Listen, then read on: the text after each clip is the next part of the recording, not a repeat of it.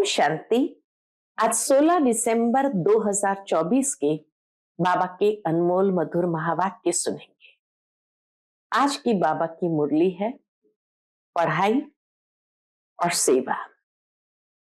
बाबा कहे शिव जयंती आ रही है।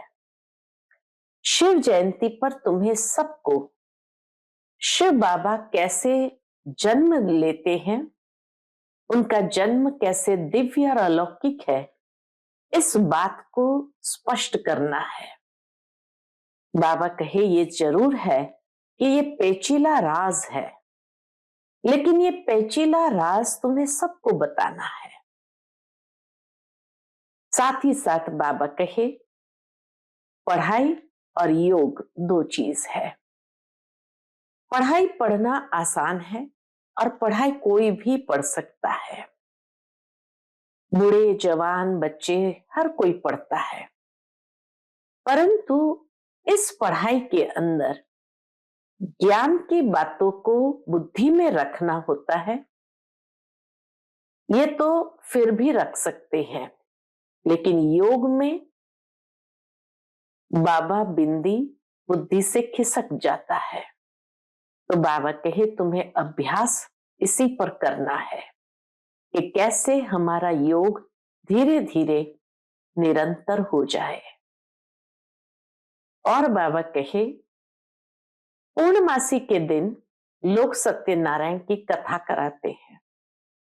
वास्तव में नर से नारायण बनने की सच्ची कथा इस समय बाप आकर के हम बच्चों को सुनाते ही नहीं, लेकिन सत्य नारायण नर से बनाते भी है। तो बाबा कहे ये पढ़ाई को अच्छी रीति पढ़कर तुम नर से नारायण बनते हो। सुनते हैं आज के बाबा के अनमोल मधुर महावाक्य। ओम शांति। मीठे बच्चे, ये पावन बनने की पढ़ाई सब पढ़ाइयों से सहज है। इसे बच्चे जवान बूढ़े सब पढ़ सकते हैं। सिर्फ 84 जन्मों को जानना है और तो कोई बड़ी बात है नहीं। आज की मुरली से प्रश्न है, हर एक छोटे व बड़े को कौन सी प्रैक्टिस जरूर करनी चाहिए? हर एक को कौन सी प्रैक्टिस जरूर करनी चाहिए? उत्तर, हर एक को मुरली चलाने की प्रैक्टिस जरूर करनी चाहिए। क्यों? क्योंकि तुम मुरलीधर के बच्चे हो।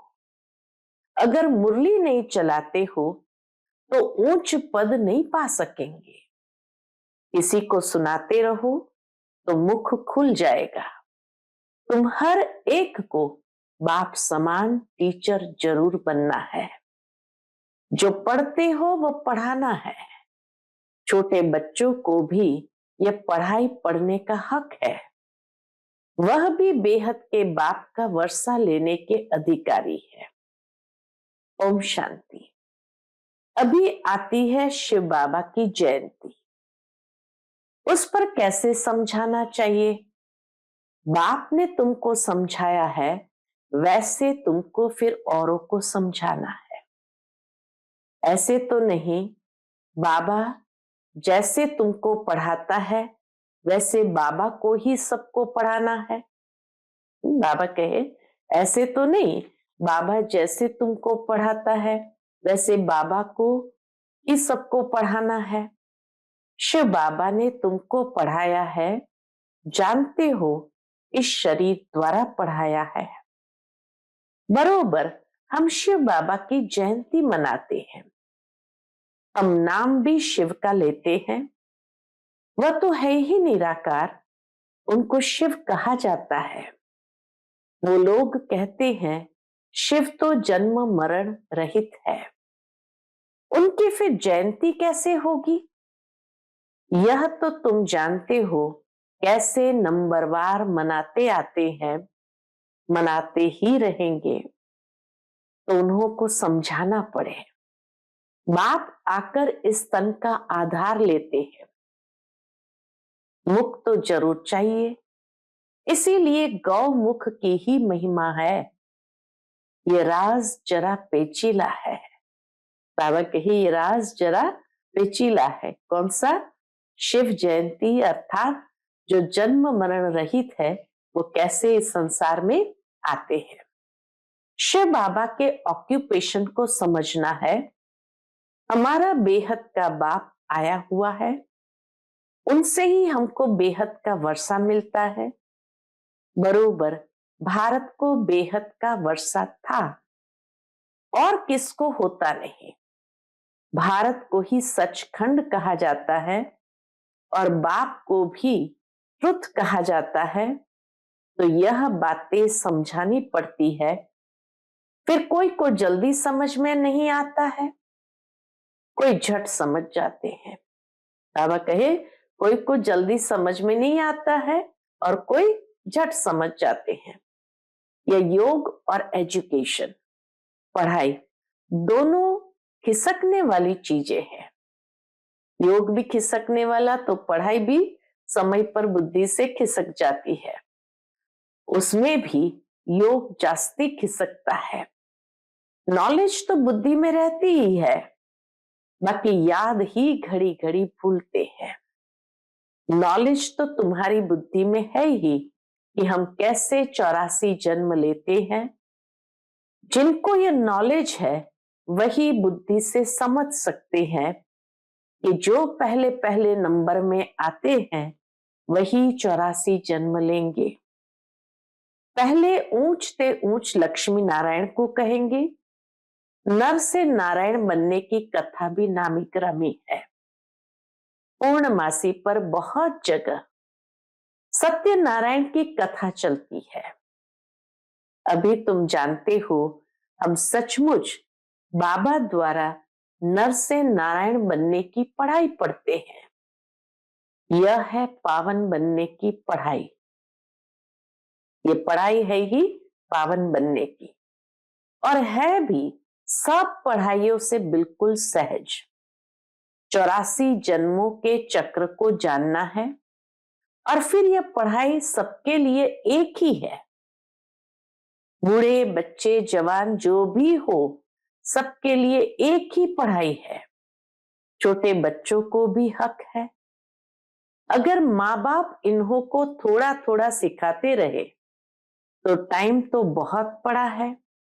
बच्चों को भी यह सिखाया जाता है कि शिव बाबा को याद करो। आत्मा और शरीर दोनों का बाप अलग अलग है। आत्मा बच्चा भी निराकारी है तो बाप भी निराकारी है। यह भी तुम बच्चों की बुद्धि में है। वह निराकार शिव बाबा हमारा बाप है। कितना छोटा है यह अच्छी रीति याद रखना है, भूलना नहीं चाहिए। हम आत्मा भी बिंदी मिसल छोटी है। ऐसे नहीं ऊपर जाएंगे तो बड़ी दिखाई पड़ेगी, नीचे छोटी हो जाएगी।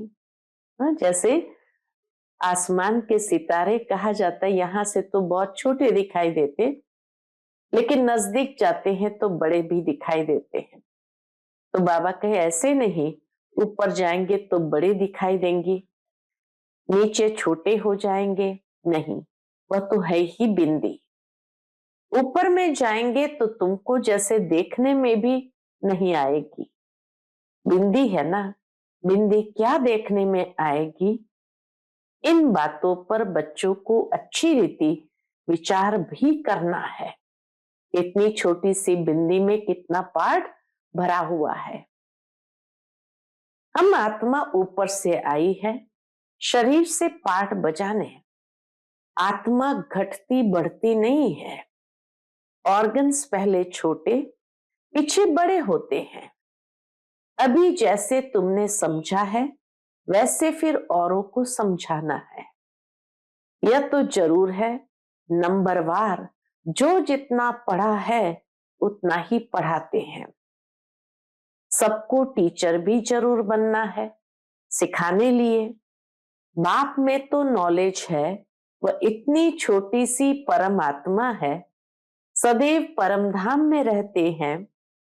यहाँ एक ही बार संगम पर आते हैं।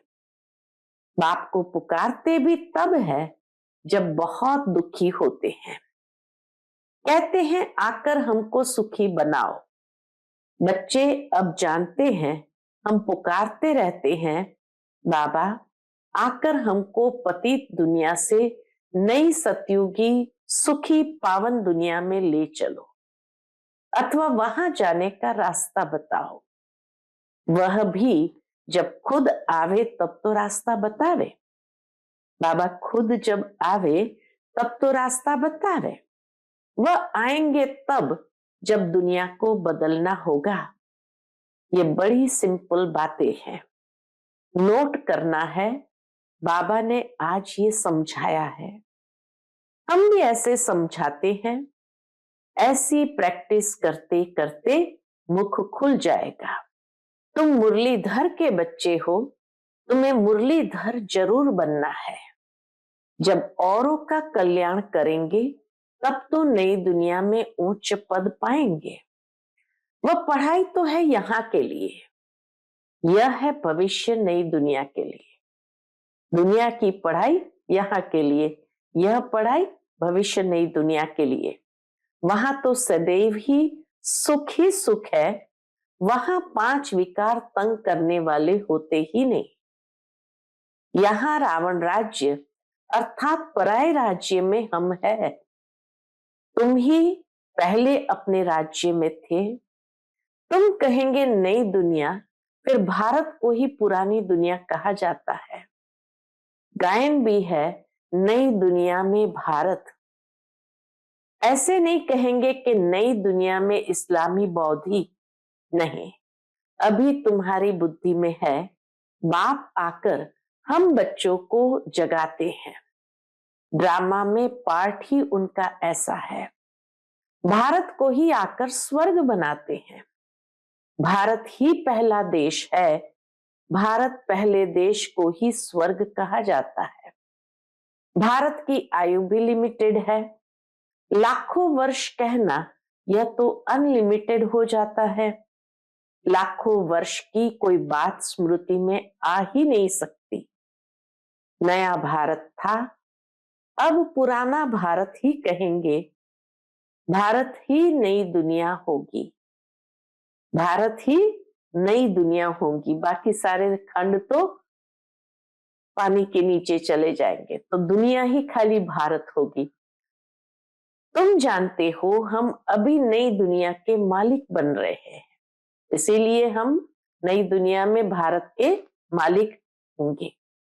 बाप ने राय बताई है, मुझे याद करो तो तुम्हारी आत्मा नई प्योर बन जाएगी। फिर शरीर भी नया मिलेगा। आत्मा और शरीर दोनों सतो प्रधान बनते हैं। तुमको राज्य मिलता ही है सुख के लिए। यह भी ड्रामा अनादि बना हुआ है। नई दुनिया में सुख और शांति है। वहां कोई तूफान आदि नहीं होते। बेहद की शांति में सब शांत हो जाते हैं। यहाँ है अशांति तो सब अशांत है। सतयुग में सब शांत होते हैं। वंडरफुल बातें है ना। यह अनादि बना बनाया खेल है। यह है बेहद की बातें। वह हद की बैरिस्ट्री, इंजीनियरिंग आदि पढ़ते हैं। अभी तुम्हारी बुद्धि में बेहद की नॉलेज है। एक ही बार बाप आकर बेहद ड्रामा का राज समझाते हैं। आगे तो ये नाम भी नहीं सुना था कि बेहद का ड्रामा कैसे चलता है। अभी समझते हो सतयुग त्रेता जरूर वह पास्ट हो गया। उसमें इनका राज्य था। त्रेता में राम राज्य था। पीछे फिर और धर्म आए हैं। इस्लामी, बौद्धी, क्रिश्चियन सब धर्मों का पूरा मालूम है। यह सब 2500 वर्ष के अंदर आए हैं। इसमें 1250 वर्ष कलयुग है। सब हिसाब है ना। ऐसे तो नहीं सृष्टि की आयु ही 2500 वर्ष है, नहीं। अच्छा, फिर और कौन था? विचार किया जाता है। इन्हों के आगे बरोबर देवी देवता थे। वह भी थे तो मनुष्य ही। परंतु दैवी गुणों वाले थे। सूर्यवंशी चंद्रवंशी 2500 वर्ष में है, बाकी आधे में वह सब थे। 2500 वर्ष में सूर्यवंशी देवी देवताएं, बाकी 2500 वर्ष में और सारे धर्म आ जाते हैं, तो देवता धर्म नहीं होता। इससे जास्ती का तो कोई हिसाब किताब निकाल न सके। फुल, पौना, आधा, चौथा, 4 हिस्सा है। कायदे से टुकड़ा टुकड़ा करेंगे ना। आधा में तो यह है, कहते भी है सतयुग में सूर्यवंशी राज्य, त्रेता में चंद्रवंशी राम राज्य। यह तुम सिद्ध कर बतलाते हो, तो जरूर सबसे बड़ी आयु उनकी होगी जो पहले पहले सतयुग में आते हैं। कल्प ही 5000 वर्ष का है, वो लोग 84 लाख योनियां कह देते हैं, तो कल्प की आयु भी लाखों वर्ष कह देते हैं। कोई माने भी नहीं, इतनी बड़ी दुनिया हो भी ना सके, तो बाप बैठ समझाते हैं वह सब है अज्ञान और यह है ज्ञान। ज्ञान कहां से आया यह भी किसको पता नहीं है। ज्ञान का सागर तो एक ही बाप है, वही ज्ञान देते हैं मुख से। कहते हैं गौमुख, इस गौ माता से तुम सबको अडॉप्ट करते हैं। यह थोड़ी सी बातें समझाने में तो बहुत सहज है। एक रोज समझाकर फिर छोड़ देंगे तो बुद्धि फिर और बातों में लग जाएगी। स्कूल में एक दिन पढ़ा जाता है क्या, या रेगुलर पढ़ना होता है? तो पूछते बाबा, स्कूल में एक दिन पढ़ा जाता है या रेगुलर पढ़ना होता है? नॉलेज एक दिन में नहीं समझी जा सकती है। बेहद का बाप हमको पढ़ाते हैं तो जरूर बेहद की पढ़ाई होगी। बेहद का राज्य देते हैं। भारत में बेहद का राज्य था ना, ये लक्ष्मी नारायण बेहद का राज्य करते थे। किसको ये बातें स्वप्न में भी नहीं है। जो पूछे कि इन्होंने राज्य कैसे लिया, उन्होंने प्योरिटी जास्ती थी। योगी है ना, इसलिए आयु भी बड़ी होती है। हम ही योगी थे, फिर 84 जन्म ले, भोगी भी जरूर बनना है। मनुष्य नहीं जानते हैं कि यह भी जरूर पुनर्जन्म में आए होंगे। इन्हों को भगवान भगवती नहीं कहा जाता। इनसे पहले तो कोई है नहीं जिसने 84 जन्म लिए हो। बाबा कहे उनसे पहले तो कोई हो नहीं सकता जिन्होंने 84 जन्म लिया हो। पहले पहले जो सतयुग में राज्य करते हैं वही 84 जन्म लेते हैं, फिर नंबरवार नीचे आते हैं। हम आत्मा 100 देवता बनेंगे, फिर हम 100 क्षत्रिय, डिग्री कम होगी। गाया भी जाता है पूज्य सो पुजारी। सतो प्रधान से फिर तमो प्रधान बनते हैं। ऐसे पुनर्जन्म लेते लेते नीचे चले जाएंगे। ये कितना सहज है, परंतु माया ऐसी है जो सब बातें भुला देती है। ये सब पॉइंट्स इकट्ठी कर किताब आदि बनाए, लेकिन वह तो कुछ रहेगी नहीं, ये टेम्पररी है। बाप ने कोई गीता नहीं सुनाई थी, बाप तो जैसे अब समझा रहे हैं ऐसे समझाया था। यह वेद शास्त्र आदि सब बाद में बनते हैं। ये सब होल लॉट जो है विनाश होगा, तो ये सब जल जाएंगे। सतयुग त्रेता में कोई पुस्तक होता नहीं, फिर भक्ति मार्ग में बनते हैं। कितनी चीजें बनती है, रावण को भी बनाते हैं, परंतु बेसमझी से कुछ भी बता नहीं सकते। बाप समझाते हैं, यह हर वर्ष बनाते हैं और जलाते हैं। जरूर ये बड़ा दुश्मन है, परंतु दुश्मन कैसे हैं ये कोई नहीं जानते। वह समझते सीता चुरा ले गए, इसलिए शायद दुश्मन है। राम की सीता को चुरा ले जावे तो बड़ा डाकू हुआ ना। कभी चोरी की, त्रेता में कहे व त्रेता के अंत में, इन बातों पर भी विचार किया जाता है। कभी चोरी होनी चाहिए? बाबा पूछते हैं, कभी चोरी होनी चाहिए। कौन से राम की सीता चुराई गई? त्रेता युग के अंदर जब राम राज्य चलता है, तो जैसे बाबा कहते सतयुग के अंदर Lakshmi Narayan the first, second, third, ऐसे 8 गद्दी चलती है। फिर त्रेता युग में Ram Sita the first, second, third ऐसे चलती है। तो इसलिए बाबा पूछते हैं कि ये चोरी किसकी हुई? त्रेता में कहे व त्रेता के अंत में कहे, कौन से राम की सीता चुराई गई? इन बातों पर भी विचार किया जाता है। कभी चोरी होनी चाहिए, क्या स्टार्टिंग में चोरी होनी चाहिए या त्रेता के अंत में जब द्वापर का भी थोड़ा असर आता है तब होनी चाहिए? कौन से राम की सीता चोरी हुई? राम सीता की भी राजधानी चली है क्या? एक ही राम सीता चले आए हैं क्या? यह तो शास्त्रों में जैसे कहानी लिखी हुई है। विचार किया जाता है कौन सी सीता, 12वें नंबर होते हैं ना राम सीता, तो कौन सी सीता को चुराया? जरूर पिछाड़ी का होगा। यह जो कहते हैं राम की सीता चुराई गई, अब राम के राज्य में सारा समय एक ही राज्य तो नहीं होगा, जरूर डिनाइस्टी होगी। तो कौन से नंबर की सीता चुराई? जरूर है पहले नंबर की सीता तो नहीं चुराई गई होगी, लास्ट नंबर वाले की हो सकती है। ये सब बहुत समझने की बातें हैं। तो ये भी बाबा ने एक आज गहरा राज खोला है कि Ram Sita the first, second, third 12 Ram Sita हुए, गद्दी चली, राजधानी चली, तो कौन सी राम सीता की सीता चुराई गई?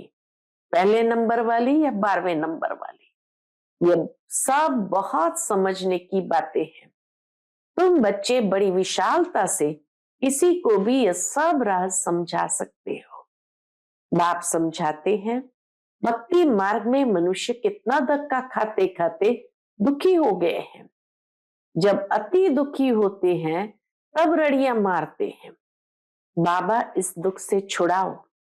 रावण तो कोई चीज नहीं है ना, अगर है तो अपने राजा को फिर हर वर्ष मारते क्यों?